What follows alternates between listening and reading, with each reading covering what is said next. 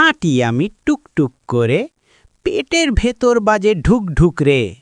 কোথায় খাবার কোথায় মজা, বুদ্ধি খাটালে সবই সোজা। পিঠে তো ভালোই খিদে লেগেছে।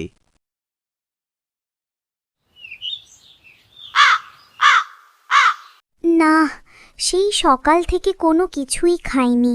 জঙ্গলে তো কোনো খাবার পাচ্ছি নাও।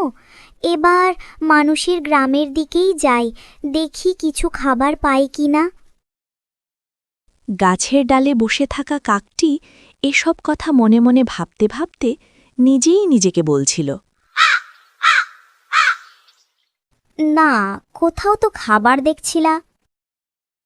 এই তো মহিলাটা মাংস নিয়ে যাচ্ছে, মনে হয় ধুইতে যাচ্ছে। দেখা যাক কি হয়।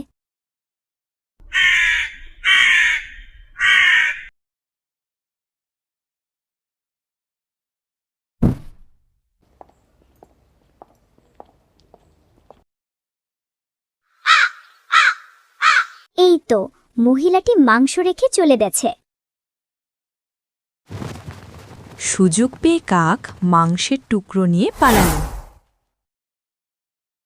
হাঁটি আমি টুকটুক করে, পেটের ভেতর বাজে ঢুক ঢুক রে।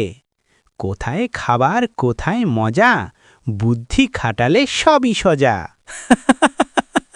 পিঠে তো ভালোই খিদে লেগেছে। আজ ভাগ্যটা বেশ ভালোই আমার, এমন মাংসের টুকরো রোজ রোজ জোটে না।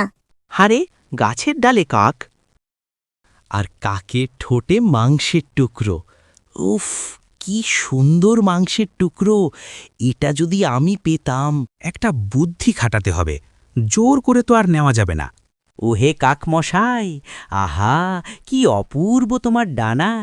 এমন গভীর কালো আর চকচকে পালক তো এই পুরো জঙ্গলে আর কারও চোখে পড়েনি।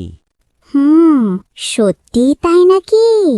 শুধু ডানা নয়, শুনেছি তোমার কণ্ঠও নাকি খুব মিষ্টি। যদি একটুখানি গান শুনতে পেতাম। তাহলে শোনো আমার গান। কা কা কা। কাক গান গাইতেই মাংসের টুকরো ঠোঁট থেকে পড়ে যায় আর শিয়াল ধরে নেয়। ধন্যবাদ কাকমশাই, মনে রেখো, সব প্রশংসা সত্যি হয় না।